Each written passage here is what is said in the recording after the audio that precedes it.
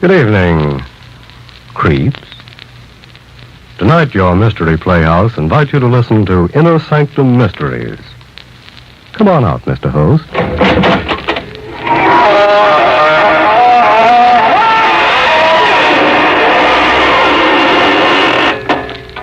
Good evening, friends of the Inner Sanctum. This is your host to welcome you through the squeaking door. Well, been shopping around for a nice case of murder? Of course you have. And you've come to the right place because the characters on this program simply kill themselves to keep you amused. Why, only the other day we were accused of making murder our business. But we wouldn't do that, friends. Oh, no. Because that would be mixing business with pleasure.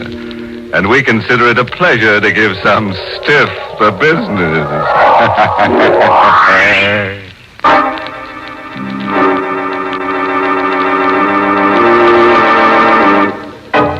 And now, friends, tonight's story is a triangle tale concerning a man, a woman, and a murderer. You've heard it said that those who laugh last laugh best. But we're going to prove that it never pays to get into a laughing contest with a ghost. Because ghosts always get the last laugh.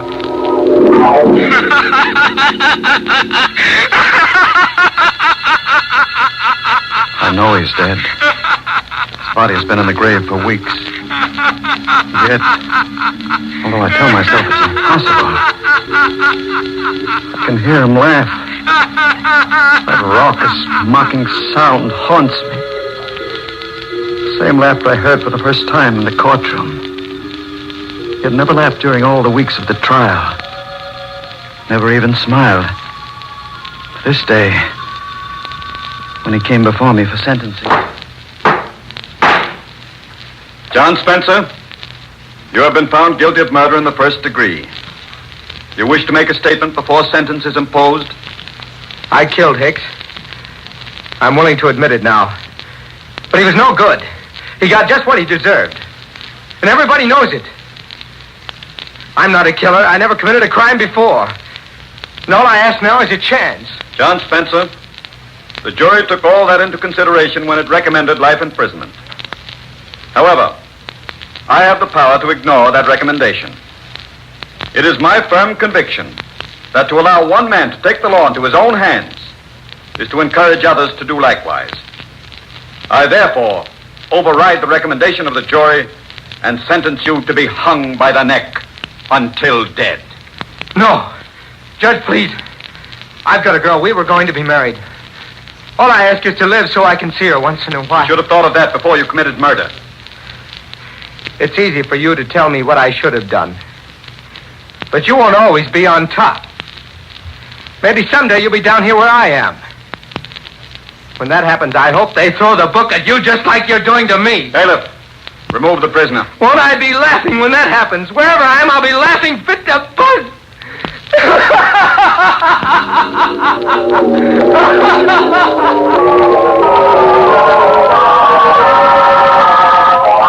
Same old story.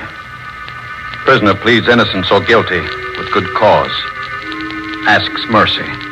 When clemency is refused, condemned man curses judge and hopes that judge will someday find himself in a similar plight. Spencer's outburst failed to move me in the slightest. I'd heard it many times before. I went home to forget about the Spencer case.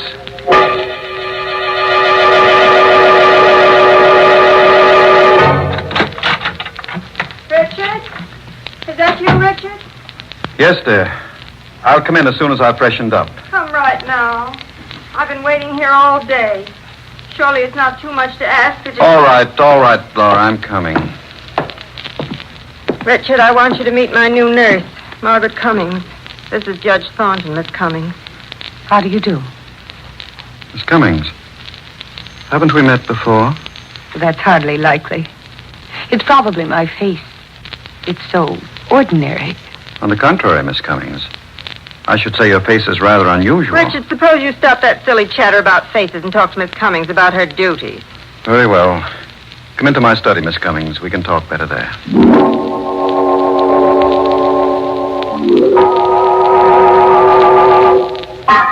Sit down, please.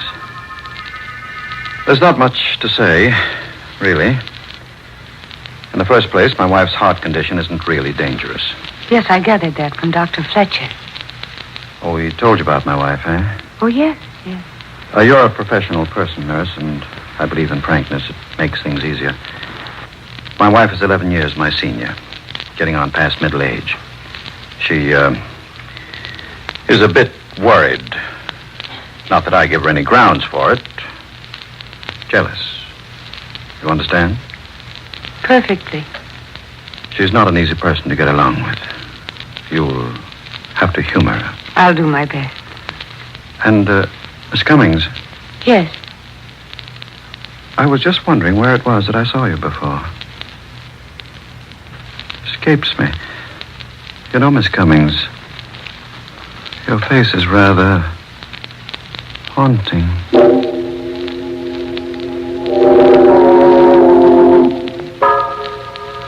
That was how it began. We played a game during those first few weeks. I would ask, Miss Cummings, where was it that I first saw you? Don't you remember yet? No, I don't. Well, I do. And someday, if you're nice, I'll tell you. We would laugh together. Having the girl in the house made me feel young again. But it didn't last. It ended one evening in Laura's room. Richard, Yes, dear. put down that newspaper. I want to talk to you. I'm listening. Don't you think you're going a bit too far, Richard? Too far. What do you mean? I mean Miss Cummings. Oh. I won't stand for it. I won't allow you to disgrace me in my own home with a woman who's little more than a servant. Oh, Laura, for heaven's sake. I may be a bedridden invalid, but there is a limit. You're jumping to ridiculous conclusions, Laura. Ridiculous, am I? I suppose you'll deny you're in love with Miss Cummings, that you've been carrying on with her right under my nose. Certainly I'll deny it. I've got eyes, Richard. I've seen you two whispering together. I've watched how you look at Oh, you're her. talking utter nonsense. There's nothing between me and Miss Cummings. Nothing? Nothing, absolutely nothing. Well, then, I'll give you a chance to prove what you say. I don't want Miss Cummings here. Dismiss her. You want me to dismiss her? Yes, Richard. I do.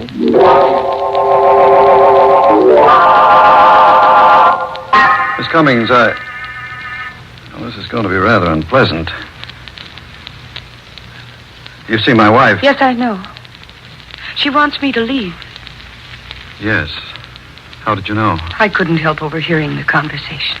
Well, then you also know why she wants you to leave. Yes. But you warned me when I first came here that she was jealous. It's been very pleasant having you here. Thank you. I'm going to miss you. Miss Cummings, could I have your home address? Of course. But why do you want it? I hope you won't think me presumptuous, but... Well... Perhaps we might be able to see each other. Would that be wise? No, it wouldn't be wise. But I might as well face it. I couldn't hide it from Laura, and now I can't hide it from myself. I love you, Miss Cummings.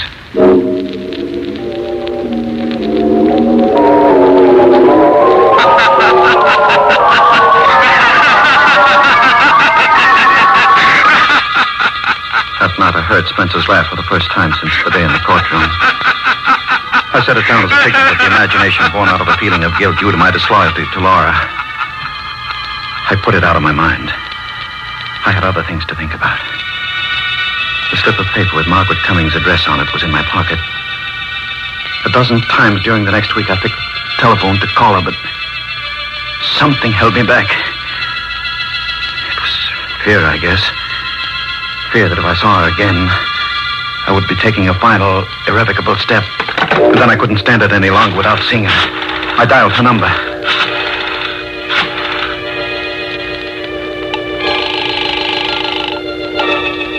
Hello? Is that you, Margaret? Yes, who is this? This is Richard. Richard. Judge Thornton. Oh, hello. How are you? It's been so long I thought you'd forgotten me. There's little chance of that. Could I see you tonight, Margaret? Why, yes, of course.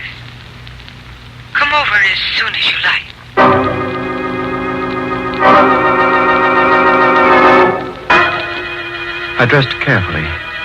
Examining myself in the mirror, I saw a tall man, still on the right side of 50. Still trim in figure and distinguished in appearance. When I got to Margaret's apartment, my heart was beating fast, like a boy on his first date. Somehow, I don't know quite how it happened, she was in my arms. I was kissing her. Oh, Richard. My darling. Oh, no, we're being foolish. Sit down, darling. Here, beside me. Like this? That's perfect. Margaret, would you marry me? Mary, you can't be serious. I was never more in earnest in my life. Aren't you forgetting a little detail? No, I'm not forgetting about Laura. She has a weak heart. She may die. And if she does... I wouldn't count on it. Your wife takes very good care of herself. She may live to be 100. But if she should die, would you marry me? I don't know. It's not fair to ask me now. Not while your wife is still alive. Ask me later.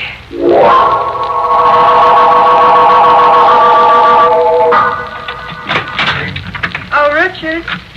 Did you have a pleasant evening at the club? I didn't go to the club, Laura. No. No. I lied to you. I spent the evening with Margaret Cummings. Richard. You were right. I'm in love with her. I never knew what love meant before. I can't live without her. You're mad. You don't know what you're saying. I want a divorce, Laura. Divorce? No. I want it immediately. You can't do this to me. Oh, my heart. What?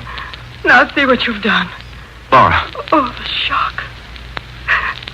My pills, Richard. Give them to me. Hurry. Hurry, Richard. I knew she was pretending the heart attack, Oh, Richard. hoping to play on my sympathy. That was Laura's favorite trick. It always worked before. But not this time. This time I would pretend until I was ready to act. I gave her the pills, watched her take them and sink back on the pillow. Oh. Thank you, Richard. Feel better now? Yes, dear, much better. I don't know what I'd have done without you here. I would have died.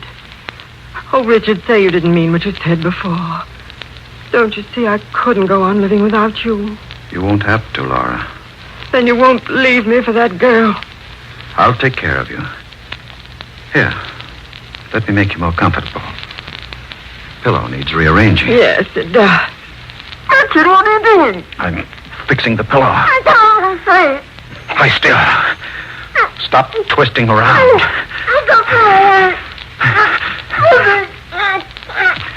This isn't much different from a heart attack.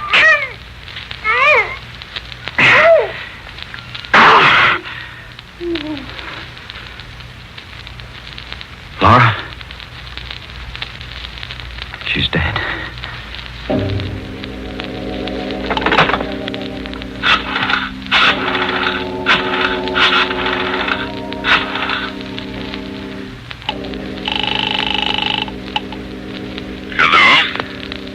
Dr. Fletcher? Yes? This is Judge Thornton. Please come quickly, Doctor. My wife has had a heart attack.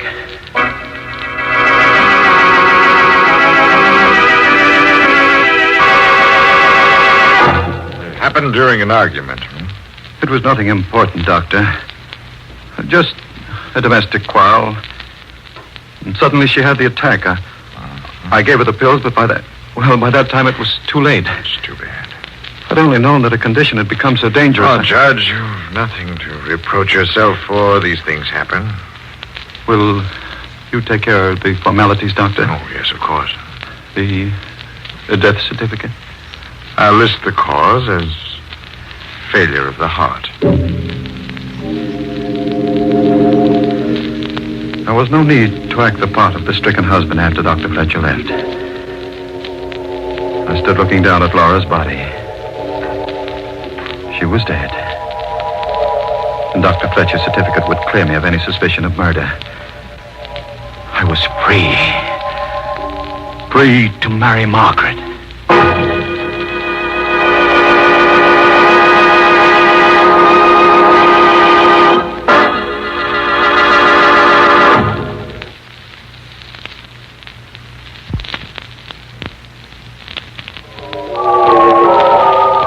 I walked to Margaret's apartment that night.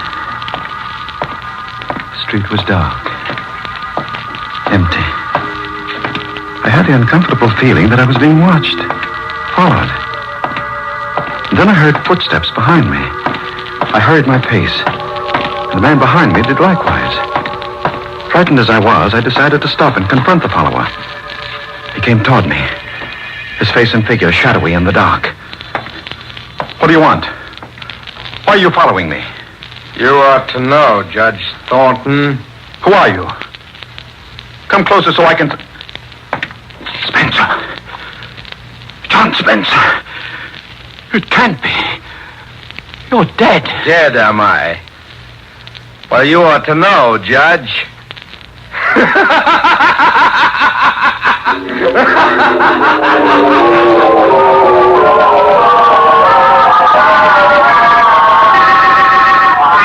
Now, take it easy, mister. Take it easy. Now, just tell me what happened. I was being followed, officer. So I turned around to see who it was. And did you see who it was? Yes. And that's why I fainted. The man following me was a dead man. He was, what's that? The man following me is dead. I know he's dead, officer. I ought to run you in. You're crazy.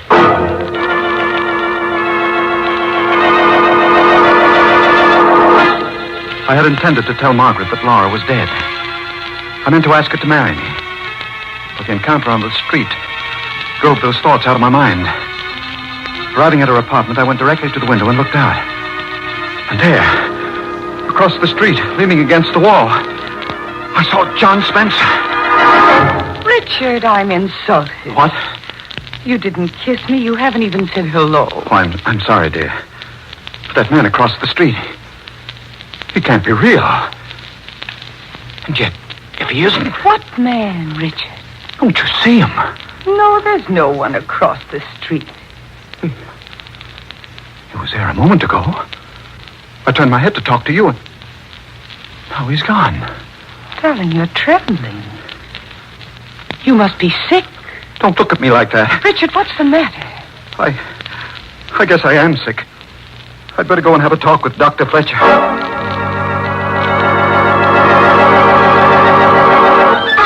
Yes, I remember the Spencer case very well, Judge Thornton. You could have spared Spencer's life, but didn't. And now you imagine that he follows you. Yes. But the man is dead. Then it was his ghost that followed me. His ghost I spoke to. His ghost that laughs. There are no ghosts, Judge Thornton. With one exception. The ghosts we carry about inside us. What do you mean? Well, these things you hear and see, these are hallucinations brought on by feelings of guilt. Spencer's been dead for weeks. So the question is, why should you experience guilt feelings at this late date? I don't know. Well, psychiatry has an explanation. Quite often in such cases, one refuses to face the guilt object and transfers his guilt feelings to some other person. What are you driving at? I'm suggesting that your guilt feelings are not caused by the Spencer incident. And I'm going to ask you a blunt question. Did you murder your wife? Why, of all the Now, idiotic... just a moment, Judge. Just a moment. I've been rather uneasy about the circumstances of Mrs. Thornton's death. But you yourself diagnosed it as a heart attack. I accepted what you told me that night. A superficial examination of the body did indicate such a conclusion, yes, but your wife's cardiac condition was mild. Now, your guilt feelings lead me to suspect... This murder talk is ridiculous. Were there any signs of struggle, any marks of violence? Of course not. Mrs. Thornton might have been suffocated. Oh, nonsense. Perhaps. At any rate, I intend to recommend to the coroner that an autopsy be performed. An autopsy? Yes, it would determine whether or not death was due to suffocation. You should have no objection if I am mistaken. You meddling fool. Judge Thornton, put down that paper. You are so clever. Stay away from me. I've gone too far now to stop at another.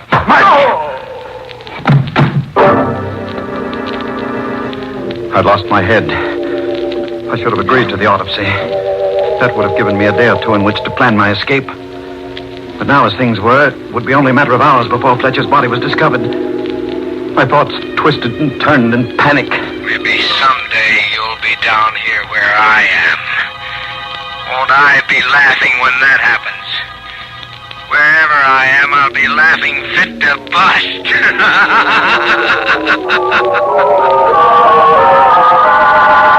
I ran like a frightened child. I needed help, and there was no one to turn to.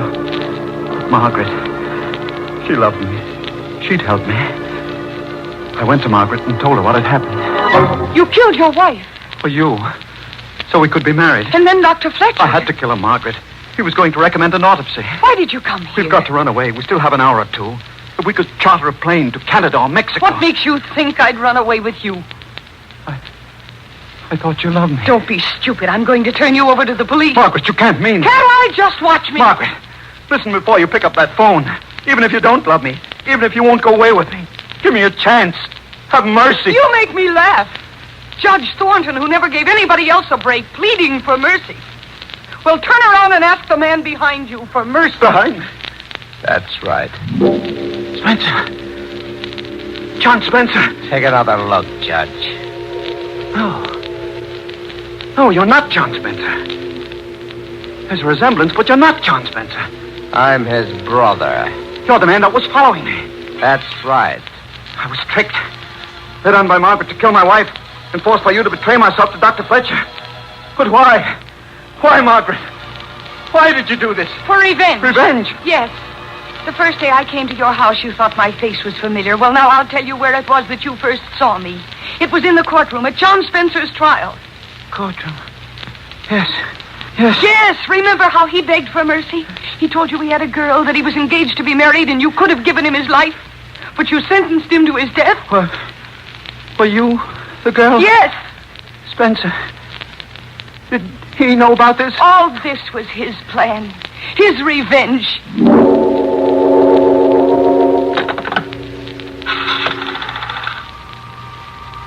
Hello, operator.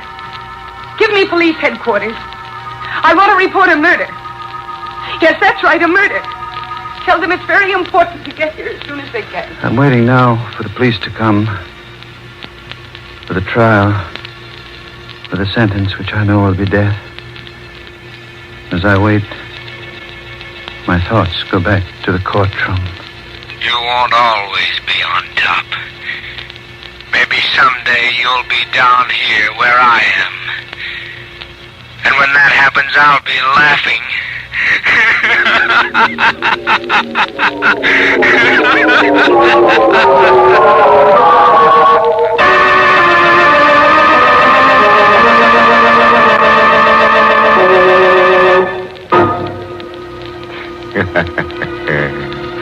Well, Judge Thornton certainly misjudged Margaret Cummings, which was a grave mistake.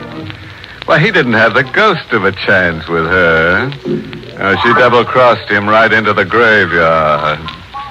Oh, a word of caution.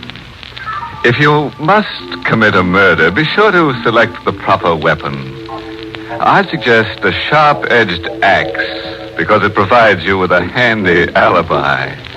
When the police want to know why you did it, you can claim the killing was accidental.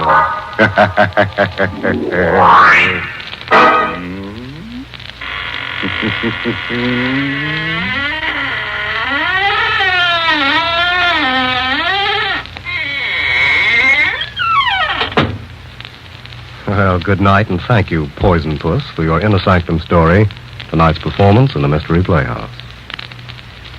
Until next time,